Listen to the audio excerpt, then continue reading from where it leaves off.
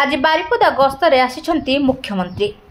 श्रीरामचंद्र भंजदेव विश्वविद्यालय convention hall रे PM Vishwakarma और राष्ट्रीय एसटीएससी हब कॉन्क्लेव अनुष्ठित हो जाइछि। मुख्यमंत्री कहिले पारंपरिक कारीगर मानकु सम्मान और समर्थन देई उद्योगी बनैबा लक्ष्य नै पीएम विश्वकर्मा योजना आरंभ होइछि। राज्य में 1,05,361 जन हिताधिकारी पंजीकृत होइछंती। मयूरभंजरू 1,831 जन योजना रे सामिल। एही योजना माध्यम एमएसएमई क्षेत्र में ओडिशा एवं मयूरभंज उन्नति लक्ष्य।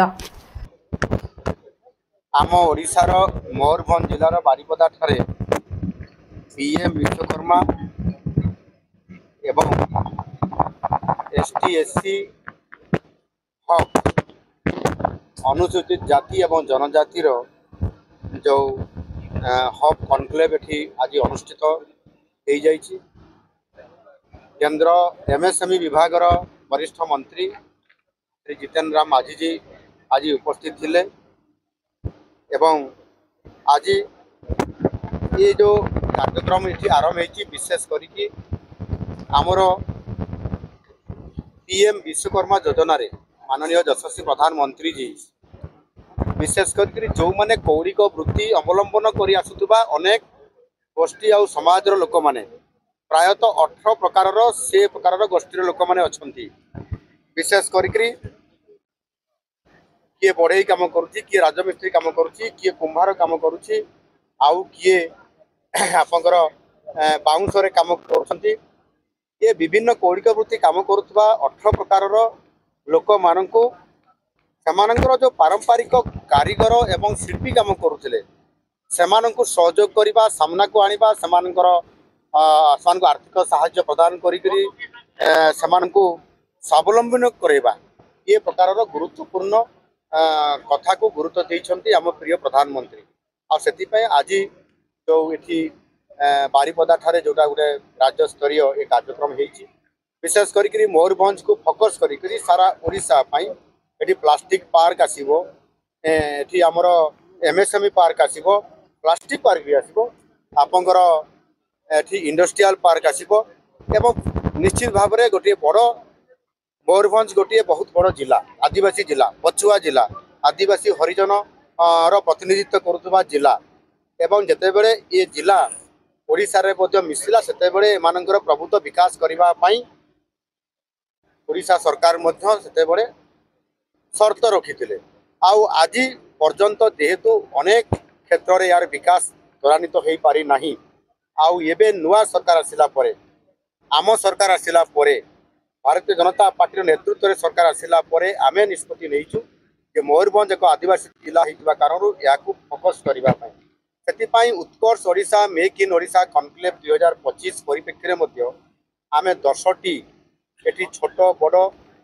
शिल्प आसवाई आमे सहित आलोचना करूँ। प्रोजेक्ट को हाई लेवल कमिटी रे आमे अप्रूव भी करूँ किसी इंडस्ट्री आसबार योजना आम से रखीचु से मोटामोटी आज दिन में जो प्रथम स्टेज रे जो 10टी प्रस्ताव आसी 10टी प्रस्ताव भितर आपंकर रुंगटा ग्रुप रो स्टील प्रोजेक्ट अच्छी आपंकर GM iron and steel project अच्छी एवं से भाव में आहरी अनेक गुड़ाए छोट आउ बड़ मध्यम धर प्रोजेक्ट सब अच्छी पाखापाखि प्राय 7,000 कोटी टंका मयूरभंज रे इन्वेस्टमेंट होगापाई जाऊँगी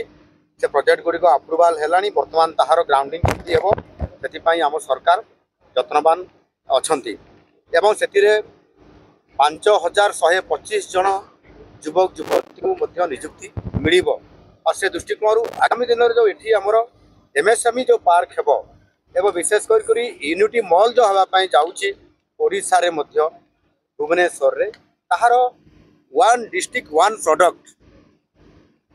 ए स्तर रे मध्य मयूरभंज को प्राधान्यता दिया जाइछि। एतरे सबाई घास प्रोडक्ट रो जिनिस हो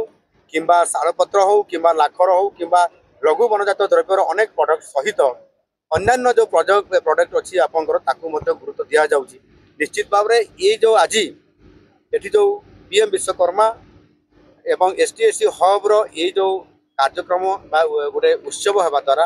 ये वर्कशॉप होगा द्वारा आज बहुत जनसचेतनता करा जाउछि। विशेष करी 2000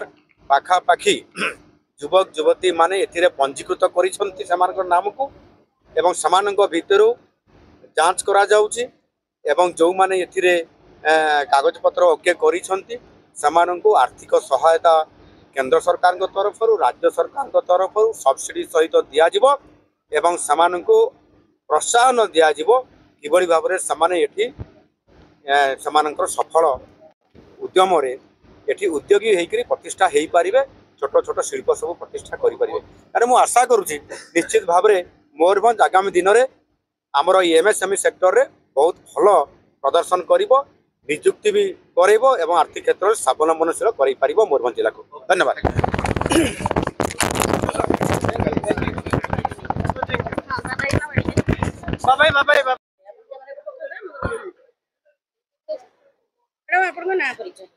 मो ना सुब्रस्मिता प्रधान मु जने उद्योगी एते एजुकेटेड अपन कहउतिले जे एमएससी के फिजिक्स बोली मु एमफिल करिछि फिजिक्स रे रेभेन्सा यूनिवर्सिटी रो किंतु आजिर जो चाकरी समस्या पई मु गोटे उद्योगी हवा पई मनस्थ करली एबे जने सफल उद्योगी हिसाब रे अपन आज पुरस्कृत मध्ये हेइचंती आज्ञा तो कोन थिला से दिनर जीवन यात्रा आ आजिर सफलता मध्ये रे तिक्त मधुर जो यात्रा से बाबत टिके कहिबे। एक्चुअली चाकरी समस्या जो चिंता कली कि निजे केमती रोजगार क्षम हो पारि ता सहित आउ किसी व्यक्ति को केमती रोजगार क्षम कराई पारि तो से चिंता करी मु चेन लिंक फेंसिंग रो गोटे यूनिट खोलिली आउ जार कि मते सहायता दरकार पड़ा पैसा पत्र तो से मु स्टेट बैंक ऑफ इंडिया रू लोन नेली 40 लाख जो थे कि मते 14 लाख सब्सिडी भी मिलगला आउ एबे मोर एनुअल टर्नओवर भी 2 कोटी रु 2.5 कोटी भितर आउ तेणु से मु बहुत खुशी सफल पाई किंतु ए सफल पछरे मुख्य नायक होउचंती हमर प्रधानमंत्री जी श्री नरेंद्र मोदी जी आउ भी मु धन्यवाद तांको देबी आउ धन्यवाद देबी हमर मुख्यमंत्री जी को एमएसएमई रो मंत्री को आउ हमर केवीआईसी डीआईसी आउ हमर स्टेट बैंक ऑफ इंडिया को मध्य धन्यवाद देबी। मैडम विभिन्न समय रे जने महिला क्षेत्र रे देखा जाइता विशेष करी महिला क्षेत्र तो समय परिवर्तित हेइची हमें एकविंश शताब्दी मनीष मैंने आमको हुए तो पुराना दिन फेस करने को पड़ूनी तथापि अनेक समय अनेकांश देखा मिले जे परिवार एवं समाज जड़े महिला को उद्योगी कराइबा क्षेत्र में बहुत समय पछकु टाणी थांती आपन केबे सेमती समस्या ना देखि मो परिवार रे मु सेमती केबे भी माने पाई नाही काहे कि ना मु एते एजुकेटेड आज मो बापा नाहंती चली जंती वर्षे हबो किंतु से सब बेले गोटे कथा कहंती जदी निजे सफल हो पारिबो ताले सेटा निजको श्रेय जीवो अन्य मानकु भी जीवो समस्त को जीवो किंतु ता पाई जे तमे अन्य को दोष दबो सेटा ठीक कथा नो त निजे चाहिले जने निजे सफल हो पारिबो सब झियों जीवन रे बापा जने प्रेरणा रहउछ निश्चित विवाह पर स्वामी केते प्रेरणा दियंती बहुत प्रेरणा तांकरी सहयोग रे आज रे सफलता कौन सब उत्पाद अपन तयारी करछंती मोर जो एबे जो बाड़ घेरिबार जो समस्या चली से हमर चेन लाइन फेंसिंग माने हमर सब बाहर मटेरियल आसूची तारर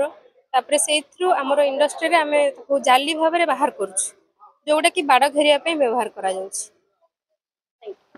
मयूरभंज बारिपदारू प्रवीर बारिंको रिपोर्ट ज्योति चांद टीवी।